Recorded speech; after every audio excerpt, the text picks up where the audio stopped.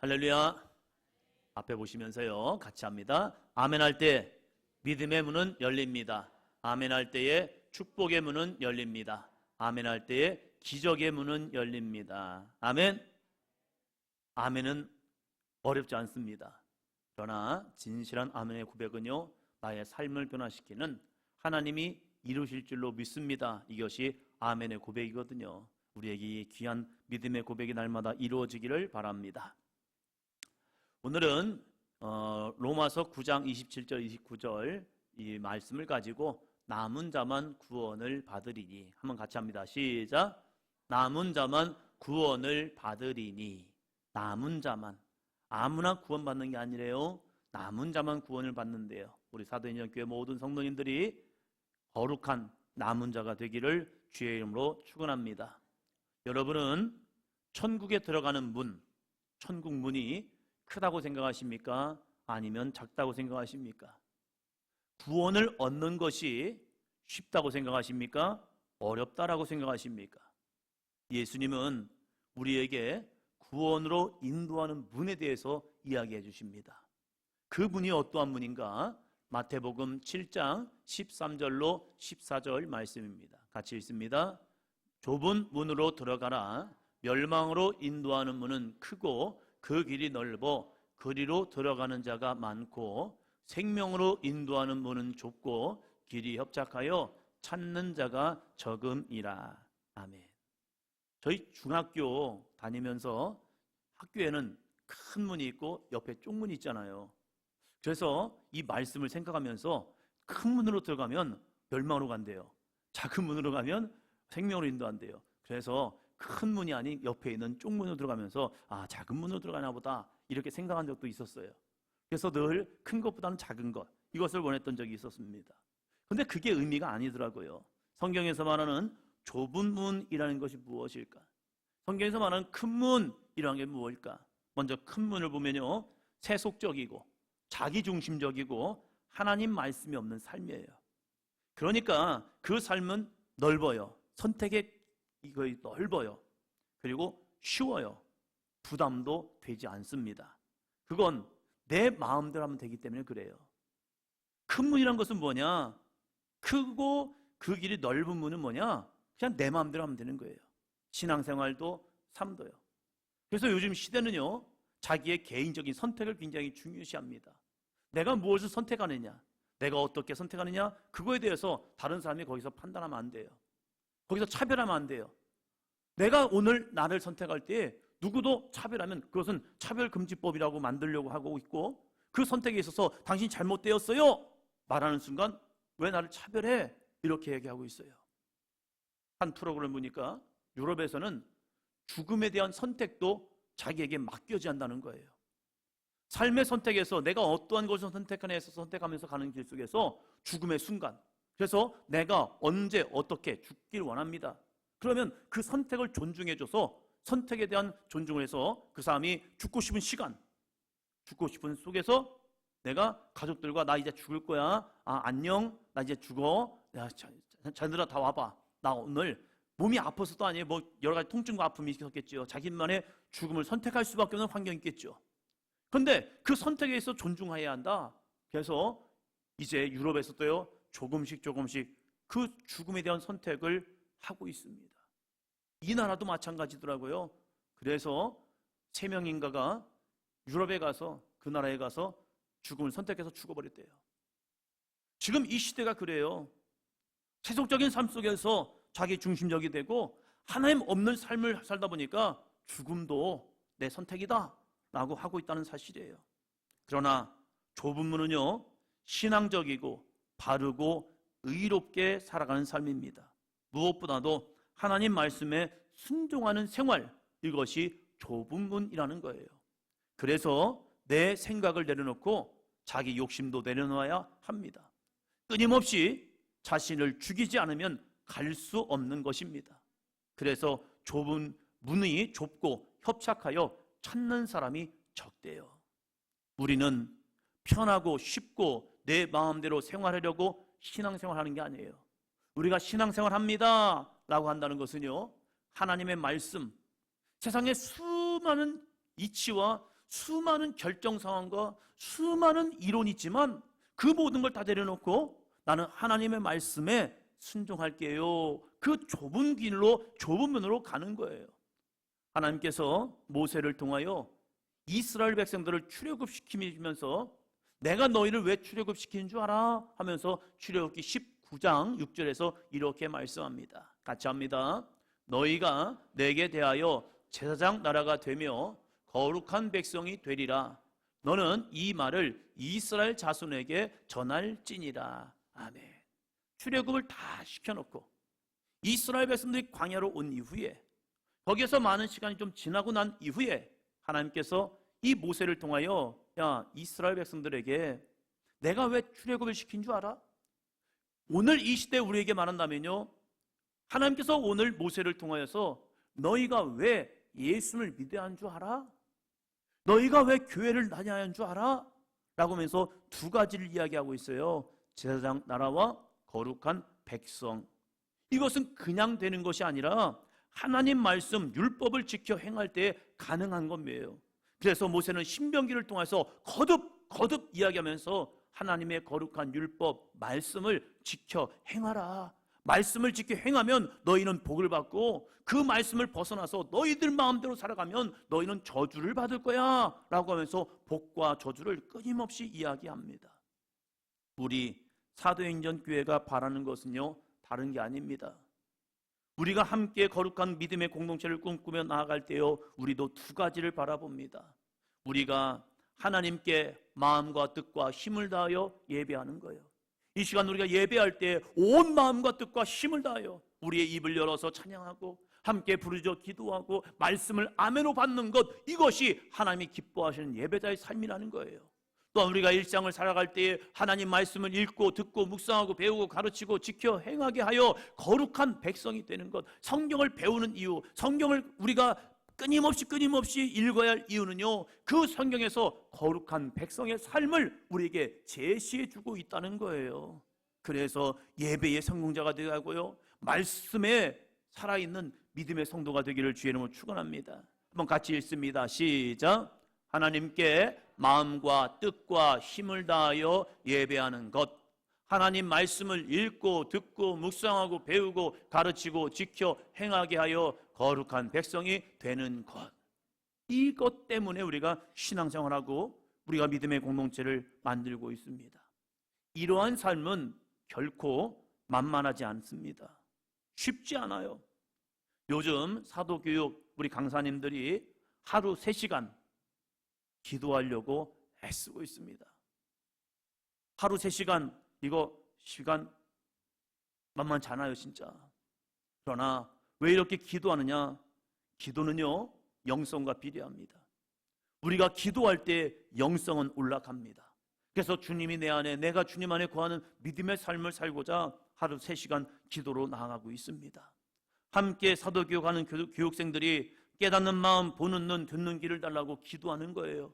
그 믿음의 눈이 열려서 하나님을 보게 하시고 그 성경의 말씀이 나에게 선포되는 거룩한 말씀이 되게 하여 주시옵소서. 아멘.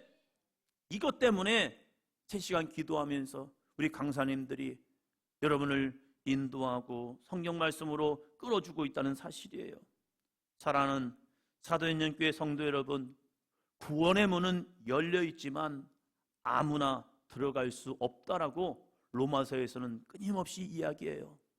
그 문이 내가 볼 때는 그렇게 화려하고 아름답고 좋아 보이지 않아요. 내가 스스로 선택하고 내가 스스로 판단하고 가는 것. 그래서 세상에서는 끊임없이 이야기한 게 뭐예요? 내 인생은 내 거라고 얘기하잖아요. 세상에서의 노래는 뭔데요? 내 삶은 내 거니까 신경 쓰지 마.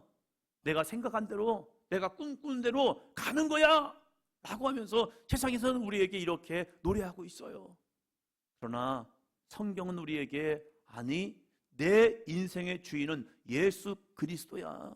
예수 그리스도만이 길과 진리와 생명이 되시고 그 예수 그리스도를 따라갈 때 우리는 참된 구원의 천국에 들어갈 수 있는 믿음의 삶이 될 수 있다라고 우리에게 증거하고 있습니다. 특별히 로마서 9장 초반부에부터는요, 이스라엘 사람이 다 구원받는 것이 아니고 아브라함의 씨가 다 그의 자녀가 아니라, 한번 따라합니다. 약속의 자녀만이 거룩한 씨가 됩니다. 약속의 자녀만이 거룩한 씨가 되어 구원받을 수 있다라고 로마서 9장 초반부에선 이야기해요. 계속해서 누가 구원을 받는 것인지 우리에게 말씀하고 있습니다. 자, 같이 한번 읽어보겠습니다. 구원은 전적인 하나님의 주권에 있습니다. 천국에 가는 것은 내 기준이 아니라 하나님의 기준에 있습니다. 구원이라는 것은, 하나님의 나라에 들어간다는 것은, 천국에 간다는 것은 내가 무언가를 했기 때문에 천국에 가는 게 아니에요. 어떤 사람은 그러죠. 착한 일 하면 천국 가는 거 아니에요? 아니요. 내가 많이 배우고 많은 걸 가지면 내가 천국 갈 수 있는 거 아닌가? 아니에요. 천국이라는 것은, 하나님의 나라는 것은 하나님의 나라의 기준이 되는 거예요. 여러분 집에 띵동 했다고 아무나 들어옵니까? 아니에요. 아무나 들어오는 게 아니라 초청한 사람, 내가 아는 사람만이 들어올 수 있는 거예요. 구원의 문이라는 것, 천국이라는 것은 하나님의 주권에 있어요. 내가 아무리 오늘 교회 나와서 예배했다고 해서, 내가 교회 와서 헌신했다고 해서, 봉사했다고 해서 구원받는 것이 아니라 하나님이 나에게 우리 중심에 있는 믿음을 보시고 그 믿음 가운데 내가 의로운 자라 인정받을 때 우리는 구원받는 하나님의 자녀가 됩니다. 아멘. 그래서 하나님의 기준에 차고 싶어서 우리가 주님을 예배하고 주님을 찬송하며 주님 앞에 나아가 헌신도 하고 하나님의 자녀로서 세상 가운데 정말로 아름다운 믿음으로 세상이 아무리 변해도 말씀으로 남아있는 신앙의 삶이 되기를 주의 이름으로 축원합니다. 바울은 오늘 두 선지자를 인용하면서 하나님의 주권적 구원을 설명하고 있습니다. 구원이 아무나 누구나에게 주어진 게 아니라 하나님이 선택하셨고 그 선택한 사람들이 믿음으로 반응할 때에 그 사람에게 구원이 증거되고 있다는 사실이에요. 그래서 25절, 26절은 호세아의 말을 인용합니다. 자, 25절 봅니다. 호세아의 글에도 이르기를 내가 내 백성 아닌 자를 내 백성이라 사랑하지 아니한 자를 사랑한 자라 부르리라. 너희는 내 백성이 아니라 한 그곳에서 그들이 살아계신 하나님의 아들이라 일컬음을 받으리라 함과 같으니라. 아멘. 이게 무슨 말입니까? 호세아 선지자는 이스라엘 백성들에게, 이방 사람들에게 말씀을 선포했어요. 무슨 말씀을 선포했냐? 내가 내 백성 아닌 자를 내 백성이라. 하나님의 백성은 누구입니까? 이스라엘 사람들이었어요. 그래서 복음을 전하다 보면 어떤 사람이 이렇게 말해요. 우리가 예수를 왜 믿어야 합니까? 그것은 이스라엘 사람들의 신 아니에요? 그렇죠. 구약에서는 이스라엘만의 하나님인 것 같이 보여요. 그러나 구약에서도 끊임없이 얘기하는 것은요, 내가 내 백성 아닌 자를 내 백성으로 삼아줬다는 거예요. 이스라엘은 하나님의 백성이었지만 하나님의 백성 아닌 이방인도 하나님의 백성으로 삼아주었다는 거예요. 하나님은 이스라엘 사랑하셨어요. 그래서 그 사랑한 자들을 구원하기 원했어요. 그런데 중요한 건요, 사랑하지 아니한 자를 사랑하는 자라 부르시는 겁니다. 아멘. 그래서 우리에게도 구원의 문이 열린 거예요. 저 이스라엘 사람들만, 유대인만 구원받는 것이 아니라 지금 이 땅에 살아가는 우리들에게도 구원의 문이 열려서 하나님 우리를 사랑해 주시고 있다는 사실이에요. 그래서 하나님이 세상을 이처럼 사랑하사 독생자를 주셨으니 이는 그를 믿는 자마다 멸망치 않고 구원을 주신다는 거예요. 아멘. 주님을 사랑하는 자, 주님을 인정하는 자, 주님을 고백하는 자에게 멸망, 지옥이 아니라 오늘도 거룩한 생명 가운데 우리를 인도하고 계시다는 것입니다. 그래서 26절에 보니까요, 너희가 내 백성이 아니라 한 그곳에서 그들이 살아계신 하나님의 아들이라 일컬음을 받으리라. 우리를 하나님의 자녀라고 일컬음을 받고 있다는 사실이에요. 이것은 엄청난 은혜입니다. 옆 사람 보시면서요, 당신이 하나님의 자녀입니다.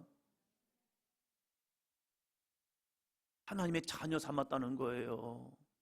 그래서 우리는 이 로마서에서 끊임없이 이야기가 뭐였는데요, 우리는 그래서 영적 상속권을 가지고 있다는 거예요. 상속은 아무나 주어지지 않아요. 아무리 옆집 사람이 제 땅에서 그 사람들에게 상속권을 주지 않아요. 상속권이라는 것은요, 가족의 혈연, 내가 그 집에서 태어난 사람은 아닐 수 있어요. 그러나 내가 그 집의 양자가 되는 순간 그 양자가 됨을 통하여서 그는 상속권을 얻는 겁니다. 아멘. 하나님이 우리를 양자 삼아 주었다는 거예요.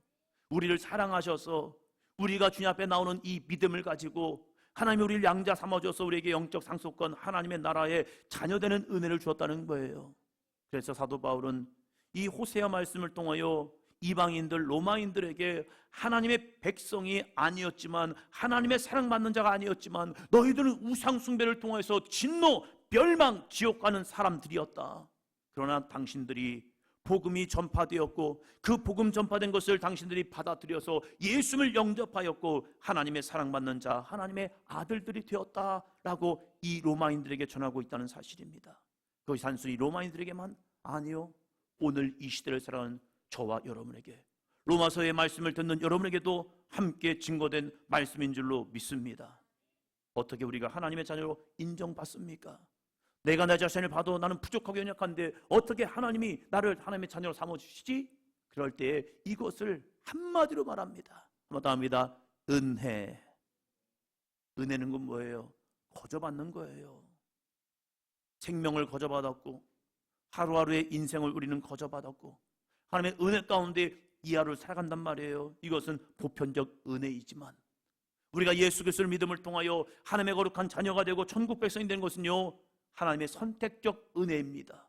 그것을 우리가 믿음으로 받아들인 자에게 주시는 하나님의 근적인 은혜라는 사실입니다. 이것을 이사야에서는요, 또다시 그러면 우리가 어떻게 믿음으로 살아가야 하는가, 이것을 우리에게 전하고 있습니다. 27절입니다. 또 이사야가 이스라엘에 관하여 외치되 이스라엘 자손들의 수가 비록 바다의 모래 같을지라도 남은 자만 구원을 받으리니. 28절이요.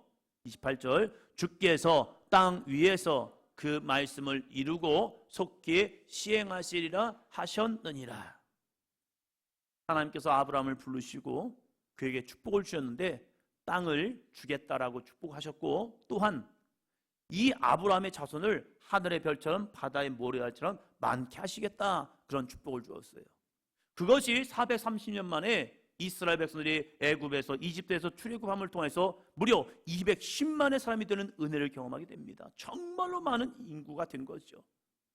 그러한 모습 속에서 모든 사람이 구원을 받느냐? 그게 또 아니라는 거예요. 너희 자손이 비록 바다의 모래 같을지라도 누구만요? 따합니다. 남은 자만 구원을 받으리니. 남은 자만 구원을 받는다는 거예요. 우리의 신앙이, 여러분의 믿음이 세상의 어떤 풍조와 유혹과 죄의 역사가 내 안에 밀려온다 할지라도 말씀 안에 남아있는 삶이 되기를 주의 이름으로 축원합니다. 남아있는 사람을 보니까요, 29절이 이렇게 말합니다. 또한 이사야가 미리 말한 바 만일 만군의 주께서 우리에게 씨를 남겨두지 아니하셨더라면 우리가 소돔과 같이 되고 고모라와 같았으리로다 함과 같으니라. 여러분, 소돔과 고모라는 다 아실 거 아니에요. 마지막 심판 때에 멸망받았던 그 땅, 아브라함 시대에 소돔과 고모라가 불의 심판을 통해서 완전히 멸망당했죠. 이러한 멸망이 누구나에게 올 것이다. 그러나 그 안에 우리에게 씨, 복음의 씨를 그 마음판에 새기고 그 마음속에 거룩한 씨가 열매 맺는 자, 그 사람은요, 남은 자가 되어서 구원을 받겠다는 거예요. 여러분에게 이 구원의 씨, 말씀의 씨가 있기를 주의 이름으로 축원합니다. 이것을 마태복음 7장 25절에서는 이렇게 말씀합니다. 같이요.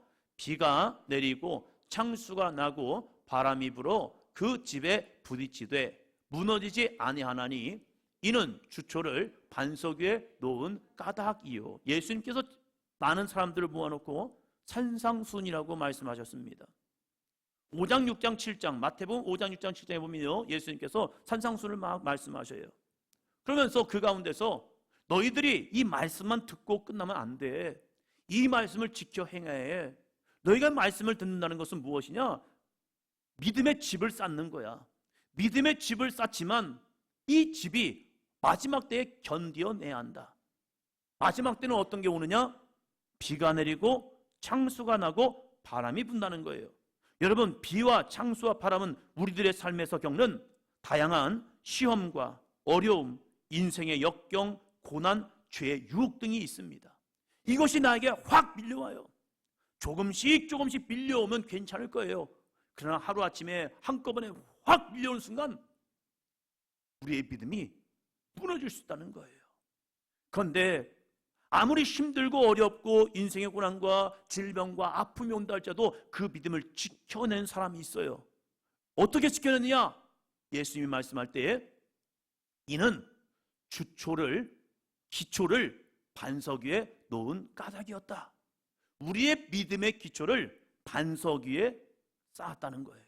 이게 무엇입니까? 반석 대신 예수 그리스도 안에서 내가 믿음을 지키고 살아갈 때에 그 사람은 어떠한 시험과 어려움과 인생의 역경과 고난과 환난과 질병이 온다 할지라도 주님을 놓지 않냐고 끝까지 주님을 붙들고 나가는 신앙입니다. 옆 사람 보시면서요, 끝까지 예수님 안에 있어야 합니다.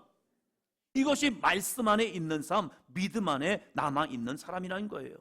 세상이 아무리 변해도 하나님 말씀 안에 예수님 안에 있어야 합니다. 오직 예수님만이 우리를 구원하는 유일한 길이시기 때문입니다. 사랑하는 성도 여러분, 그냥 교회를 왔다 갔다 한다고 해서 내 입으로 예수님을 한번 신했다고 해서 내가 예수를 나의 구주로 영접합니다 라고 인정했다고 해서 성경은 구원받는다라고 말하고 있지 않습니다. 내 속에 거룩한 씨, 말씀의 씨가 있어야 합니다. 그래야 죄의 유혹에서 넘어지지 않습니다. 내 마음대로 살다가는 멸망으로 갈 수밖에 없습니다.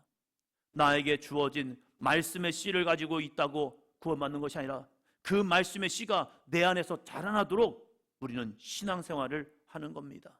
그래서 우리의 마음을 길가가 아니라 돌밭이 아니라 가시밭이 아니라 좋은 밭이 되도록 날마다 회개하여 마음을 갈아엎는 삶이 되시기를 바랍니다.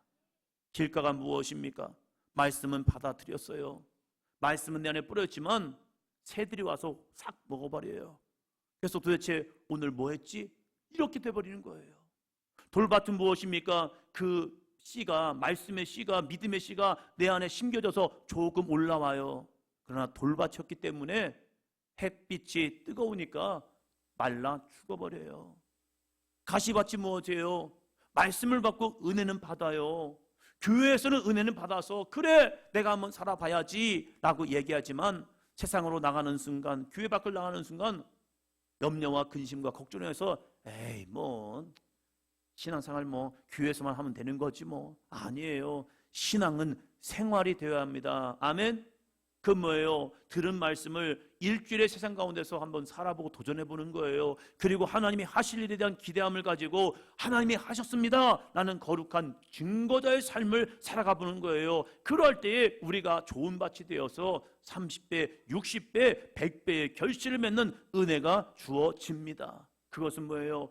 회개라는 삶을 통하여 내 마음을 기경하는 거예요. 갈아엎고 하나님의 말씀이 내 안에 심겨져서 주여 이 말씀이 나의 삶에 이루어지기를 원합니다. 할렐루야. 죄와 싸워야 하고 말씀에 순종해야 합니다. 세상, 돈, 명예가 아니라 하나님을 사랑할 때에 하나님의 선물, 구원의 은혜는 주어집니다. 우리 모두 이 시대에 말씀 안에 남은 자가 되어 구원받는 성도가 되기를 주의 이름으로 축원합니다. 옆 사람 보시면서요, 남은 자만 구원을 받습니다. 할렐루야. 하나님의 말씀 안에, 믿음 안에 예수님 붙들고 끝까지 천국 가는 그날까지 놓치지 마시고 남아있는 믿음, 그래서 하나님의 영광을 바라보고 이 땅 가운데는 하나님의 거룩한 역사를 증거하며 나가는 삶이 되기를 축원합니다.